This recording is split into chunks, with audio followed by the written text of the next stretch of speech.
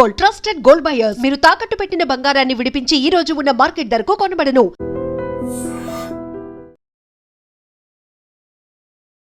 దీంట్లో ఏమన్నా సార్ ఇంకోటి మనం ఇందాక టచ్ చేశారు మీరు, ఈ ప్రధాన మీడియాతో పాటు నేషనల్ మీడియా, ముఖ్యంగా సోషల్ మీడియా కూడా ఈ జూబ్లీహిల్స్ ఎన్నికల తర్వాత కాంగ్రెస్ పార్టీ మంత్రివర్గంలో భారీగా మార్పులు చేర్పులు ఉంటాయని అంటున్నారు. సో మీరు ఏమనుకుంటున్నారు?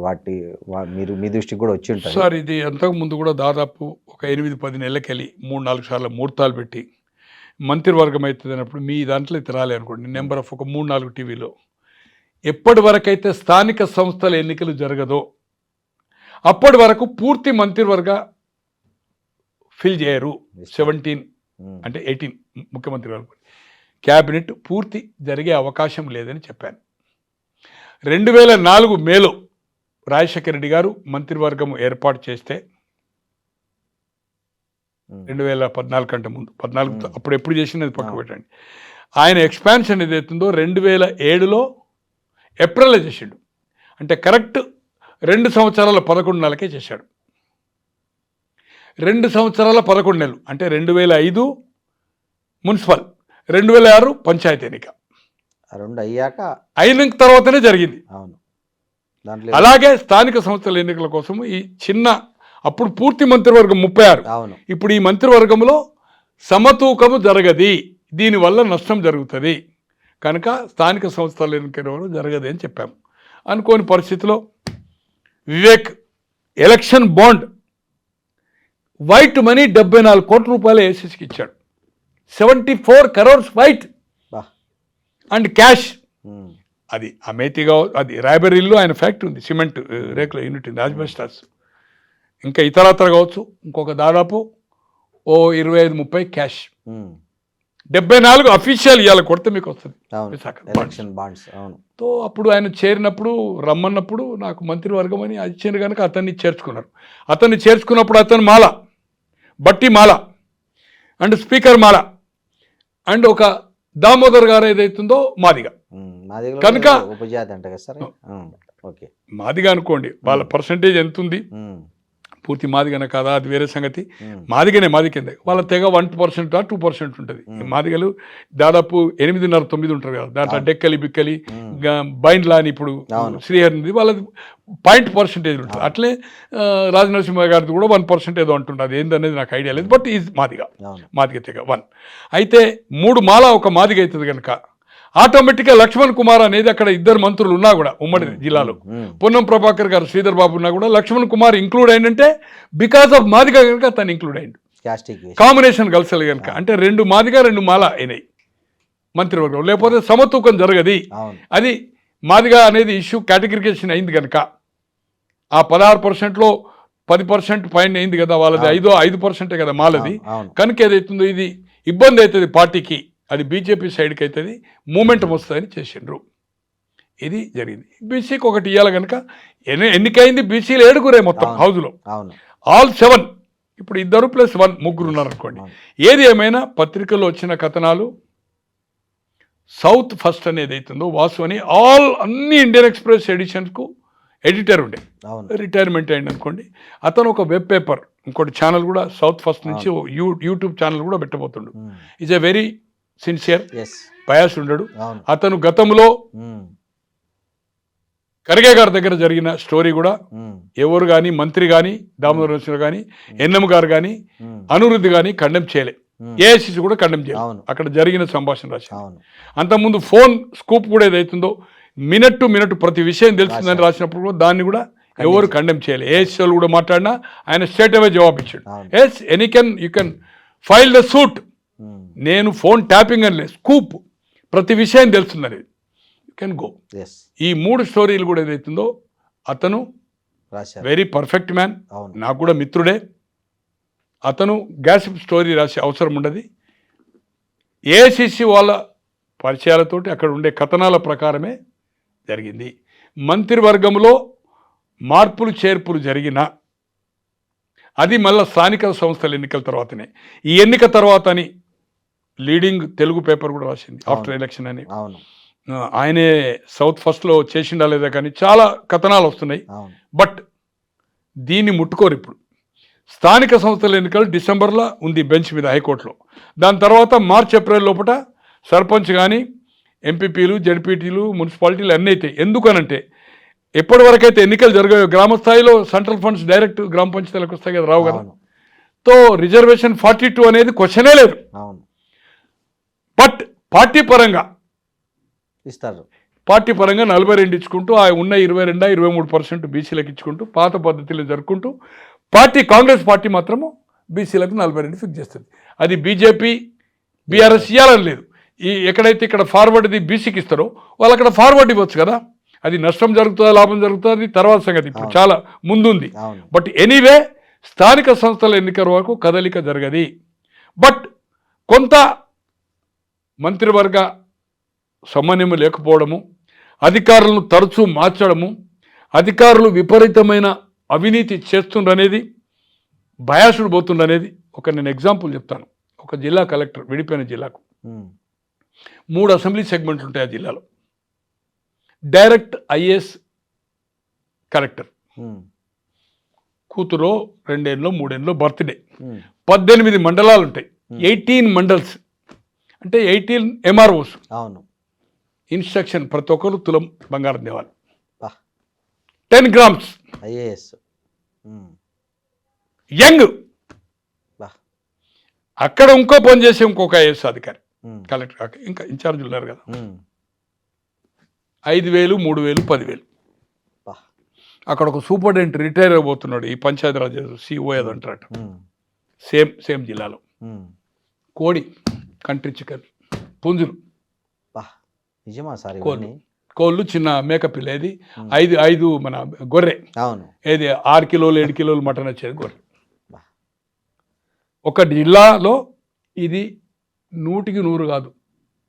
ఏ బీజేపీ వాడు అడిగినా, ఏ కాంగ్రెస్ నాయకుడు అడిగినా, ఏ మాజీ మంత్రులు ప్రజెంట్ ఉన్న ఎమ్మెల్యేలు ఎవరు అడిగినా 1000 మంది చెప్తారు. ఆ ప్లేస్ నేను చెప్పను. ఇట్లా విచ్చలవిడి ఏదైతుందో విచ్చలవిడి కరప్షన్ జరుగుతా ఉంది. అద్దు అదుపు లేదు. Misuse of power. ఈ ఉన్న లోటు అంటే ఆర్థిక ఇబ్బందుల్లో కూడా హెలికాప్టర్లకు, ఫంక్షన్లకు, చిన్న ఫంక్షన్లకు ఏదైతుందో, గతంలో నేను చెప్పినట్టుగా ఏదైతుందో, ఒక కొబ్బరికాయ కొడితే 2% బిల్లు చేస్తే 10% అనేది ఈరోజు చెప్తే అంటే మోర్ దెన్ 1,000 crores ప్రాపర్టీ ఉంది.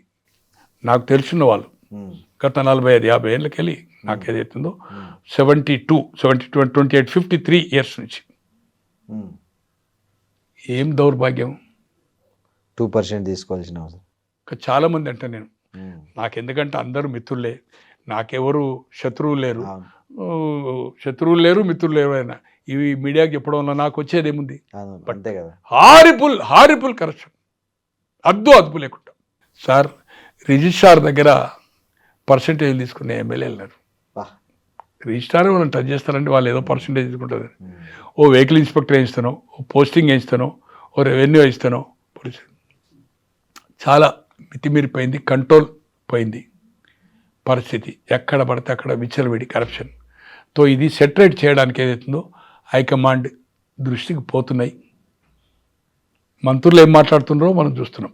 మంత్రుల కుటుంబ సభ్యులు ఫైల్స్ ఏదైతుందో ఎక్కడికి ఫైల్ పోతుంది, ఆ ఫైల్ చేయలేదని అంటుందంటే కుటుంబ సభ్యులు వాళ్ళకుండే పక్కకుండే వాళ్ళు ఫైళ్ళ గురించి మనం బహిరంగ చర్చ ఈరోజు కోట్లాది మంది మీడియాలో వస్తే చూసిండ్రంటే ఎక్కడికి పోతుంది ఈ పరిస్థితి? ఎక్కడికి పోతుంది?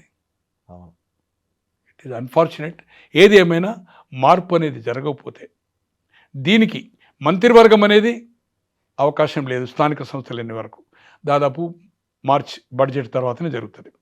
బట్ చేర్పులు మార్పులు జరిగాయి. కొంతమంది తీసేసి కొత్త వాళ్ళ వచ్చే అవకాశం కూడా ఉంది.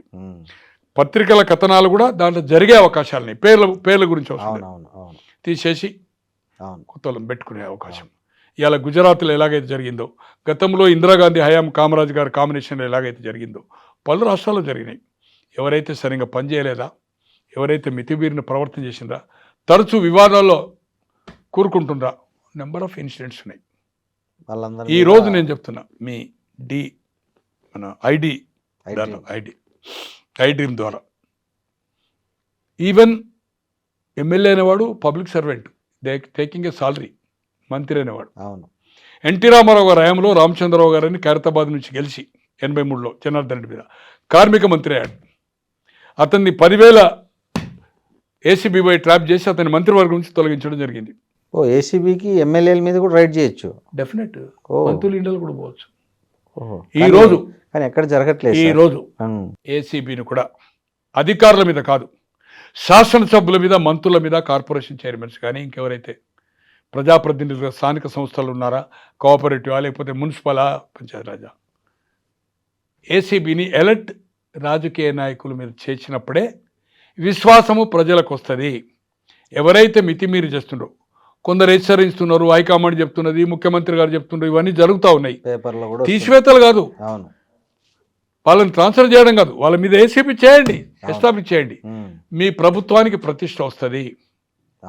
అలాగే అధికారుల మీద కాదు, ఎవరైతే మనం ప్రజాప్రతినిధుల నుండి ప్రభుత్వ ధనాన్ని ఏదైతుందో వీఆర్ టేకింగ్ హాండోరియమైన సాలరీ, వీఆర్ టేకింగ్ సాలరీ, ఇటువంటి చేసినప్పుడే రాజకీయాలు సేవాభావం, వ్యాపారం కాదు.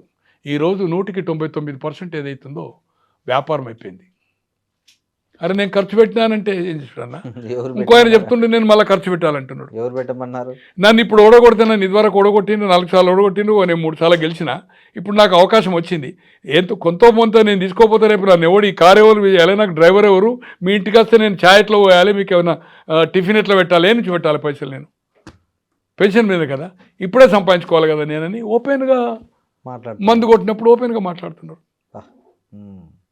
కొందరు ఎలర్ట్గా ఉందామన్నా కూడా వాళ్ళ కుటుంబ సభ్యులు, వాళ్ళకుండే సపోర్టర్స్ మూడ్లో ఉన్నప్పుడు, మంచి మూడ్లో ఉన్నప్పుడు తాతాతుందని అన్న ఉన్నప్పుడు తీసుకోవాలి, నువ్వు గరీబోనికి ఫ్రీ చేయి, ఉన్న దగ్గర తీసుకో. కానీ మార్కెట్లో మాత్రం ప్రతి ఫీల్డ్లో అసలు భయంకరమైన,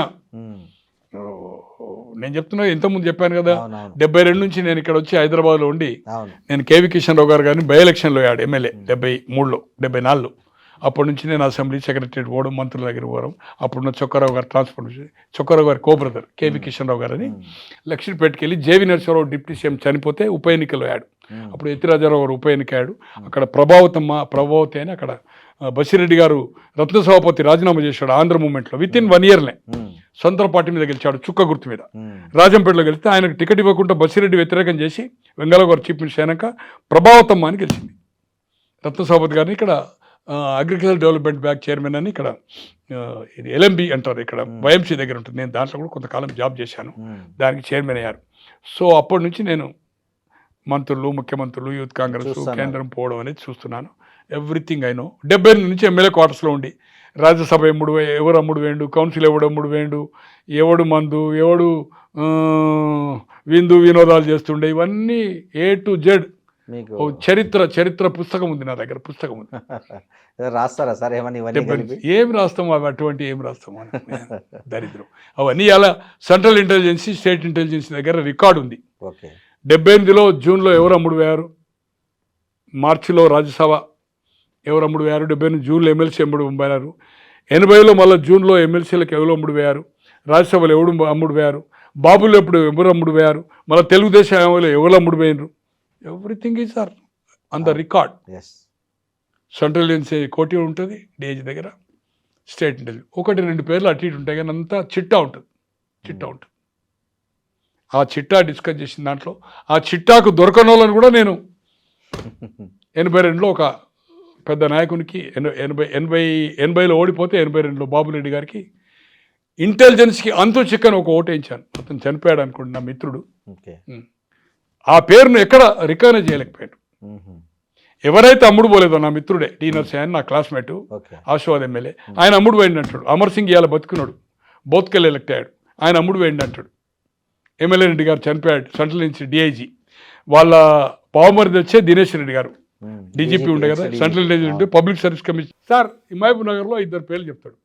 సార్ ఈ పేర్లు ఎవరు అమ్ముడు పోయినట్టాడు, మీ దగ్గర ఏముంది సార్ అంట. మేము క్లోజ్ ఉంటుంది కదా, 3 గంటలు 4 గంటలు. చాలామంది వాళ్ళ అధికారులు కూడా పేర్లు ఎందుకని అక్కడ కన్స్ట్రక్షన్ అయితే అంటే కోటిలు, ఇప్పుడు సిబిఐ ఆఫీస్ ఉంది కదా, ఈ మన సెక్రటరియట్ ముంగట దాంట్లో టవర్లో ఉంటుండే 10 గంటలకు పోతే 1 o'clock లంచ్ కూడా ఆయనతో చేస్తుండే. గురువు ఆయనకు వచ్చిన లంచే రామకృష్ణరావు చేస్తుండే. అంటే అంత అన్నీ ఎవరైనా వస్తే ఇక లేదు, మళ్ళీ తర్వాత మధ్యాహ్నం రమ్మని చెప్తుండే ఫోన్లు వస్తాయి. అంత ఇన్ఫర్మేషన్ లాగేవాళ్ళు. గోనె ప్రకాశరావు అమ్ముడు పోయిండు. నేను అమ్ముడు పోయి అమ్ముడు పోయిన దాంట్లో నాది ఉన్నది. ఎందుకంటే నేను వెల్మ కదా. డీనర్సే పాపం దళితుడు, అవును ఇంకా అమర్ సింగ్ ట్రైబల్. నేను సార్ 100% వాళ్ళిద్దరు అమ్ముడు పోలేదు. నేను 75,000 ఆఫర్ ఇచ్చిన సార్ అని చెప్పిన రాయపాటి కోసం. 75,000 ఎమ్మెల్యే క్వార్టర్స్లో రత్తయ్య గారు అని ఎమ్మెల్యే ఉండినప్పుడు 78 నుంచి 83 జనతా పార్టీ. కృష్ణకుమార్ అని ఆమె అతని రెండో భార్య. ఓకే వాళ్ళ క్వార్టర్ ఇక్కడ హాస్పిటల్ పక్కకు డీలక్స్ క్వార్టర్లో హైదర్గూడలో, హైదర్గూడ కాదు ఆదర్శ్ నగర్లో రాత్రి 2 గంటలకు తీసుకొచ్చిన. అప్పుడు 30,000 నడుస్తున్నది. హాషం ఓడిపోయి అప్పుడు బాబురెడ్డి గారు 80లో ఓడిపోయి సర్వానంద చౌదరి గెలిచిండు. సెకండ్ టైం బాబురెడ్డి గారు గెలిచిండు. ఇవాళ జయపాల్ రెడ్డి గారు చనిపోయిండు, ప్రభాకర్ రెడ్డి వాళ్ళ కొడుకు బతుకున్నాడు, యాదవ్ రెడ్డి బతుకున్నాడు. నేను కూడా వర్కౌట్ చేశాను. రాయపాటి గారికి చేశాను, బాబురెడ్డి గారికి చేశాను. నాకు ఫ్రెండ్స్ కనుక. కానీ నేను ఎవరైతే ట్యాప్ చేసినో బట్ పర్ఫెక్ట్ నాకు తెలిసి ఇంటెలిజెన్సీ రౌండ్ అప్ ఉంటుంది. 2 days ముందు అంటే మనం ఎట్లా తీసుకుపోవాలి, బయటికి ఎక్కడ చేయాలి, డబ్బులు ఎట్లా తేవాలి, ఏ డోర్ చేయాలి, ఎక్కడ ఏం చేయాలి అనేది మనం అది ఒక సినిమాటిక్ చేసిన అనుకోండి. నేను డబ్బులు ఇస్తే వాళ్ళు ఇస్తారని నమ్మరు కదా, క్యాండిడేట్ తీసుకుపోవాలి కదా. We travel bike and auto, then యూనివర్సిటీలో బస్ ఎక్కి 3 బస్ ఎక్కి మళ్ళీ మేము కోరంటి దగ్గర దిగి, కోరంటి దగ్గర ప్రభాకర్ రెడ్డిలు దగ్గర బంధు అక్కడనే పెట్రోల్ బంక్ పక్కకు బాబురెడ్డి, ఇప్పుడు ప్రభాకర్ రెడ్డిలు అక్కడనే ఉంటుంది, వాళ్ళ ఇంట్లో తీసుకొని మళ్ళీ ఆ నుంచి బై వాక్ కింగ్కోటి పోయి కింగ్కోటి నుంచి ఎమ్మెల్యే క్వార్టర్స్ వాక్లో వచ్చేసారు. డ్రెస్ స్టైల్ కూడా చేంజ్ చేసినాం, టోప్ పెట్టుకుని వెనక డోర్లకి వెళ్ళి. ఏ బ్లాక్లో ఉంటుండే ఆ వ్యక్తి చనిపోయింది, ఇప్పుడు ఆ ఎమ్మెల్యే. ఎక్కడ అతని పేరు ఐడెంటిటీ కాలేదు. అమ్ముడు ఓనోళ్ళు ఐడెంటిటీ అయింది. వాడు కారు బంగ్లా ఉండగానే గోనె ప్రకాశరావు దొర, ఇంకెవరో రెడ్డి సాబు, ఆయన పెద్ద నవాబు. మహబూబ్ నగర్లో కూడా అట్లా మీకు 80లో ఇప్పుడు ఒక అతను బతుకున్నాడు, పేరు చెప్పను. అప్పుడు సర్వరాజ్ చౌదరికి జనతా పార్టీలో ఉండే, జనతా దళయ్యాడు. కమ్యూనిటీ ఫీలింగ్ మీద బంధుత్వాలు చేస్తే ఆ ఫోర్స్ ఈ ఓటెడ్ బాబురెడ్డికి ఓటు అలాట్మెంట్ ఉంటే పార్టీని ధిక్కరించి కాంగ్రెస్ ఎక్స్ట్రా ఓట్లు ఇచ్చిన సర్వరాజ్ చౌదరికి వేసాడు ఆయన ఓటు 80లో. నెక్స్ట్ టైం ఏం చేశారు, కోడ్ ఇచ్చారు. కోడ్ అంటే అది తెలిసిపోతుంది, 1, 2 ఆర్డర్స్ ఇచ్చారంటే ఆ ప్రకారమే సీరియల్ వేయాలి. కౌంటింగ్లో లెక్క పెట్టి 42 ఓట్లే కదా, 42 కదా, ఇట్లా వేసినప్పుడు సీరియల్ రాసుకుంటారు అంతే. ఆ ఓటు ఆ సీరియల్ ప్రకారం అయిపోతే నువ్వు క్రాస్ చేసినట్టు అంతే. పుచ్చలపల్లి సుందరయ్య గారు అప్పుడు హౌస్లో మెంబర్ అసెంబ్లీ, ఉయ్యూరా ఇది ఉంది కదా, కృష్ణా జిల్లాకి 70 నుంచి 83. ఆయన కూడా కోడ్ తీసుకున్నాడు జయపాల్ రెడ్డి గారు. ఓకే. అప్పుడు ఈడ హోటలు మన ఎన్టీ రామారావు గారు ఇంటి పక్కకు ఉంది, బాబురెడ్డి గారు చిన్న కొడుకు మెయింటైన్ చేస్తాడు. అది కోఆపరేటివ్ బ్యాంక్ ఉంది కదా, పెద్ద హోటల్, బిగ్ హోటల్. ఆ ట్రాఫిక్ పోలీస్ స్టేషన్ ముంగట్ ఉంటుంది. అక్కడ ఆ డిన్నర్లో అవుతుందో కోడ్ ఇచ్చిండ్రు. కోడ్ ప్రకారం ఆ స్లిప్ పట్టుకొని పోయి ఆ స్లిప్ ప్రకారం ఆర్డర్ వేయాలి. 1, 2, 3 ఆర్డర్ ఎట్లా వేయాలి అట్లా వేసారు.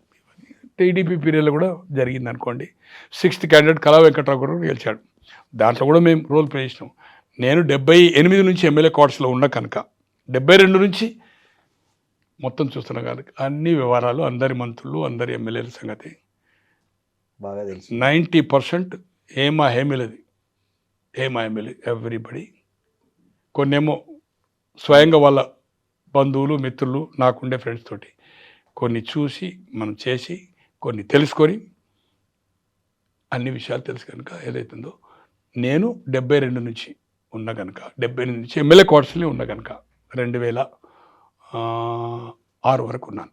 22 + 6 28 సంవత్సరాలు ఎమ్మెల్యే క్వార్టర్స్లో ఉన్నాను, న్యూ అండ్ ఓల్డ్ కలిపి. నేను క్షుణ్ణంగా, నాకు కాంగ్రెస్ వ్యతిరేకం కాదు, బీఆర్ఎస్ బీజేపీ వస్తే నాకు వచ్చేదేం లేదు. బట్ ఐ నెవర్ సా దీన్ని సెట్ రైట్ చేయకపోతే ఒక కరప్షన్కు వ్యతిరేకంగా ఈ రాష్ట్రంలో మూమెంట్ వచ్చినా ఆశ్చర్యపడొద్దు గ్రామస్థాయి నుంచి. అరే ఎప్పుడన్నా 10% అసలు మొత్తం వాళ్ళకు అఫీషియల్ గిల్లోడే మొత్తం 5-6% కాదు, 10% వీళ్ళకి కప్పం కట్టినాక 15 కట్టినాక వాడు ఏం కావాలి సార్, ఎక్కడ వర్క్ చేస్తాడు సార్, వర్క్ ఎక్కడ చేస్తాడు, ఏం మిగులుతుంది, ఏం వర్క్ చేయాలి, వాడికి ఏం మిగిలాలి, ఎట్లా అది ఇక్కడ తీసుకున్నాక వాడు అధికారి కూడా పెంచుతారు కదా, అధికారి కూడా ఇవ్వాలి కదా. సో దీన్ని సెటరైట్ చేసుకోకపోతే ఈ పర్సంటేజ్లు రాబోయే రోజుల్లో ఖచ్చితంగా ఈ ప్రభుత్వానికి వ్యతిరేకంగా అటు బీజేపీ కానీ బీఆర్ఎస్ కానీ సోషల్ ఆర్గనైజేషన్ కానీ కొత్తగా పుట్టుకొచ్చే పార్టీలు కానీ స్వచ్ఛంద సంస్థలు కానీ ఎక్కడా లేనంత బీహార్లో ఎట్లయితే జరిగిందో జయప్రకాష్ నారాయణ కొంత చేసిండు అటువంటి మూమెంట్ ఏదైతుందో అవినీతి వ్యతిరేకంగా మూమెంట్ ఈ తెలంగాణ రాష్ట్రంలో రాబోతుంది. దాంట్లో ఏమాత్రం అనుమానం లేదు. ఊహించనంత పబ్లిక్ స్పందన ఉంటుంది ఎక్కడ చూసినా కూడా. Okay sir, thank you very much. నిజంగా ప్రస్తుతం ఉన్నటువంటి సమాజం దేనికి ప్రయారిటీ ఇస్తుంది? ఆర్థిక సంబంధాల చుట్టూ మాత్రమే తిరుగుతోంది. మళ్ళీ ఎన్నికలంగానే చాలా విరక్తి కలుగుతున్నాం. మంచి అనిపిస్తుంది కదా, లేడీస్ కూడా ఛాలెంజింగ్ జాబ్స్ చేసినప్పుడు చాలా బాగుంటది. ట్రాఫిక్ అసిస్టెంట్స్ గా నియమించిన ట్రాన్స్జెండర్స్ అందరితో సాల్యూట్ చేయించుకుంటున్నారు. ఫుడ్ డెలివరీ ఇవ్వటానికి వెళ్ళినటువంటి డెలివరీ బాయ్ అనిల్ పై కళ్ళ ముందు పెళ్ళంటుకోండి.